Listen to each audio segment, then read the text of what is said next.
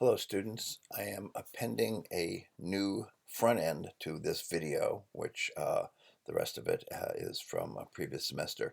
In this new front end, I wanted to mention three new additions to visual communication in the news.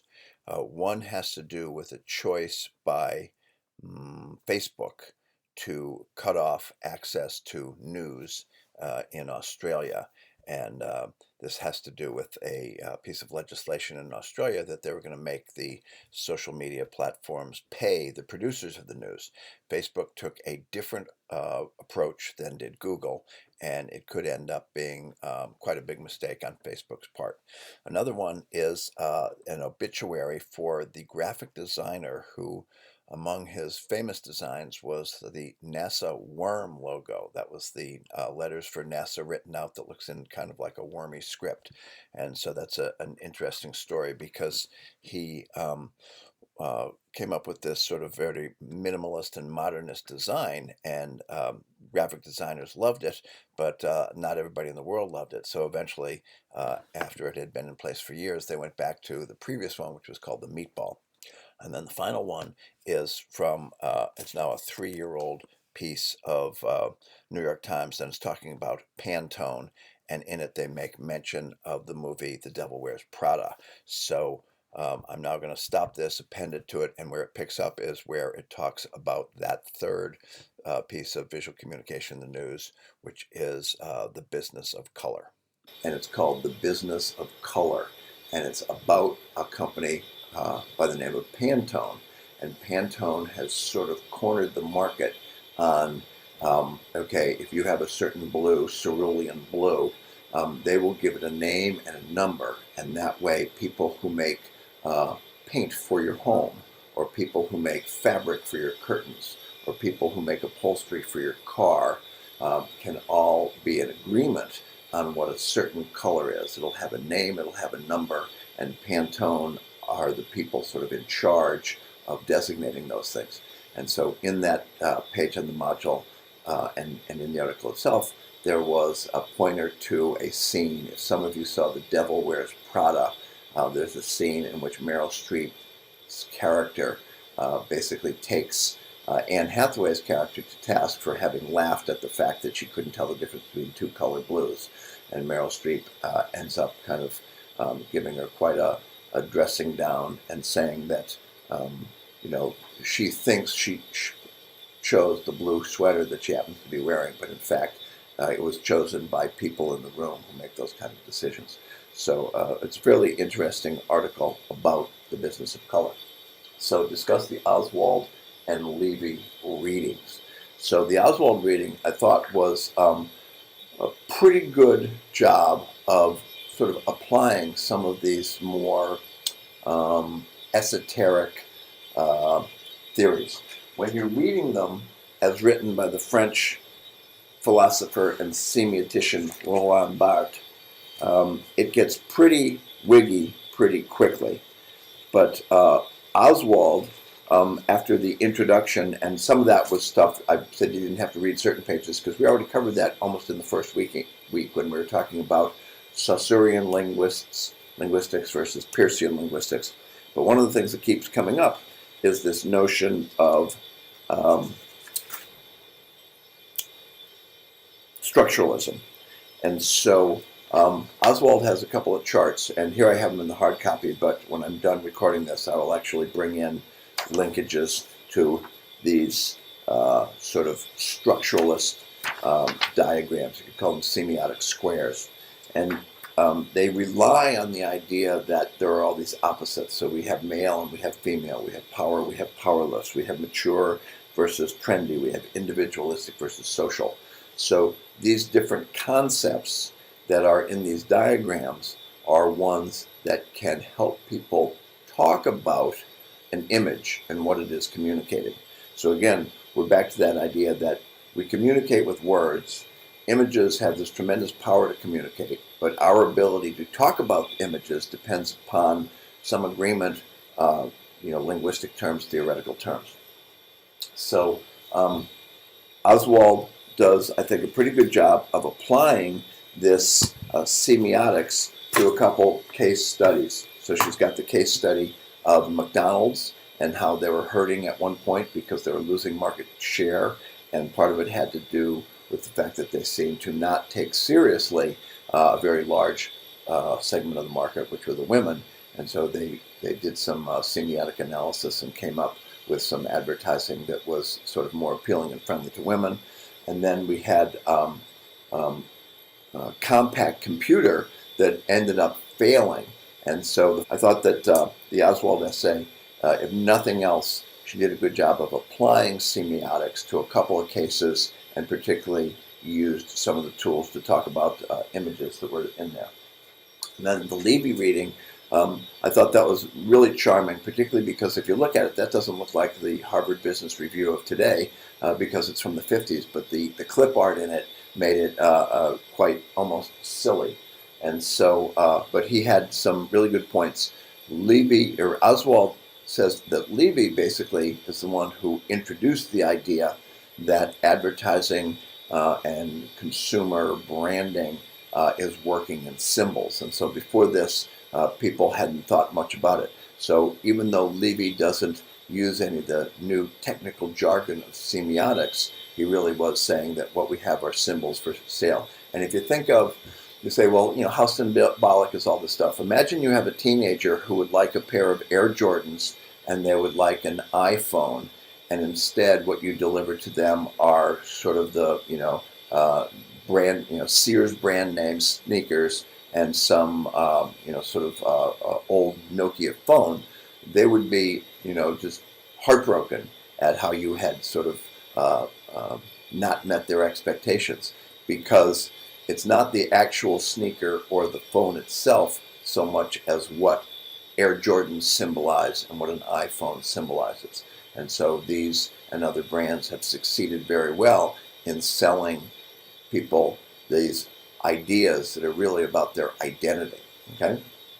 So what you're going to find in the module for week 7 is a lot of stuff on logo and brand design. And so most of this is stuff that you'll be reading or viewing inside of Canvas. Initially, there's some theory about how logos work. There's some pretty nice examples of logos for the National Hockey League. And if you look at those and see the ones that are considered the best and the worst, you'll probably get a sense of, why is it that these old style ones are really regarded as the best, and why is it that some of the new ones are really the worst. But in addition, you will find an article that talks about, what makes a good logo, what should it do. We have also a short video about Google. When Google redid its logo, a lot of people were sort of appalled by that because they liked the old logo. And so people do not respond well to change, but there's some interesting commentary on, there's both a video by Google about the new logo, and then there's a article about people's resistance to the new logo. And then there's also a page on the evolution of the Starbucks logo. The Starbucks logo has changed 4 or 5 times already since the firm was founded. It's not that old. And so there are reasons behind the logo. And one of the things that the Starbucks logo, that other logos are doing, is becoming more pictorial, and they have fewer words. And so this is a trend which seems to be, all logos seem to be going in that direction. There's then a page about Chip Kidd, who is the premier book designer. If you were to go into a Barnes & Nobles and look at some of the biggest best-selling books that had, really sort of strongly attractive graphical covers, there's a good chance that Chip Kidd is the designer who designed some of those. So I have a link to the Chip Kidd site. I'd say look around in there because he's just a brilliant designer, and he's very entertaining. So there's a lot of good stuff in there. Then there's also a page from Milton Glaser, who is sort of one of the premier graphic designers of our time. If you've ever seen the I Love New York logo, that is his work. There's a famous sort of multicolor image of Bob Dylan that was an insert into a Dylan album from the 60s, etc. So Milton Glaser is just brilliant. Then there's also a page from Naomi Klein. Naomi Klein is a Canadian. She's a sort of a theorist. She's an educator, And so she has a book called No Logo. And so the gist of that is logos are not innocent, and logos are not necessarily your friends. And so it's quite a critique of the degree to which we are constantly bombarded with these logos. And so, we as mature adults, we can say, oh, fine, we can ignore it, we can do whatever we want. When you think of the impact on young people and the way they are then sort of exhorted to own this and buy that and have the best one and the most expensive one. So Naomi Klein has some fairly strong opinions on the harmful and negative aspects of the way logos have pervaded our society. And then we've got the Olympic pictograms through the ages, and that one is Heller is his name, and he is sort of one of the premier graphic designers of all time. And so that's a short little video which is quite entertaining and will communicate quite a bit in a short period. Okay. So let me see if this. Oh, also, Levy mentions the spring-made ad, the Clabber Girl and the Pepsi Girl. And so one of the things he says is suggests that the average consumer might miss or ignore the humor in a spring-made sheet advertisement. And so there's a copy of such an ad. You could say, well, it's humorous. You could also say it's sexist, it's racist. So it may not be deemed as humorous today as it was in the 50s, but at the time there was sort of a message there. And so then there's the example of the sort of Clabber Girl as an example of an outdated symbol. And then we have the more current Pepsi Girl, but this is the Pepsi Girl from the 50s. So those are kind of interesting. There's a whole thing on logo and brand design that includes Hillary Clinton's logo in her 2016 campaign, the original Trump-Pence logo, which was then revised because people made a sort of scandalous animated GIF of it, and so they switched to a different logo. Then we've got the NHL logos. Google's new logo. The Starbucks, so there are 4 different Starbucks. So from 1971, when it said Starbucks coffee, tea, and spices, to the present one, which I'm not sure when the present one was launched, but that one now has no words. So it went with more words to fewer words to no words, and theirs is not the only logo that has gone in that direction. We've got Chip Kidd, we've got Milton Glaser, we've got no logo, pictograms. All right, and then now we get to the assignment, so the midterm essay assignment. There is a page for Paul Martin Lester's 6 perspective. If you'll think back to the first class meeting, and we talked about different approaches, there was Gestalt, etc., and one was the Lester-Huxley model. And it's called that because Paul Martin Lester, a current faculty member in California who teaches visual communication, is a great believer in some of the things that Huxley said about images, including the more you know, the more you see. So Paul Martin Lester's book is called Visual Communication, Images with Messages. And so what I have done is I've uploaded 1 chapter of this book, and it is section 4, the media through which we see. And what it does is it introduces Paul Martin Lester's 6 perspectives, and they are personal, historical, technical, ethical, cultural, and critical. And so you should read that article, read that chapter. It's not long, it's pretty straightforward, because when you look at the midterm image analysis assignment, you will see that you have the option of picking any number of the theoretical approaches that we've covered so far. Most people, for the past 3 times that I've taught this course, have chosen Paul Martin Lester's 6 perspectives because it is very easy to apply. And so I'd say, by all means, choose that if you want. If you'd rather choose Gestalt approach, you can do that. If you remember that 35-slide PowerPoint, how pictures work, that is basically a pictorial representation of the Gestalt approach. So you could do a Gestalt analysis. You could try to do something with Roland Barthes' semiotic analysis of an image. The assignment specifies that the image that you pick, and you can pick anything. You can pick an ad, and as Barthes said, one of the advantages of picking an ad, there's no ambiguity as to what the advertiser was trying to do. They're at least trying to get you to know what they sold and think positively of their product in some way. So you could pick an ad, but you could pick a work of fine art. You could pick a painting. You could pick a work of your own art. You could pick some graffiti that's on a wall somewhere. So there's no restrictions. Or that whole collection of images, when we had the first shot in analyzing an image, you looked at a whole collection of what are news photographs from the New York Times, and it was the year in pictures. So you pick any image that you want and then analyze it using some theory that you would like to apply to it.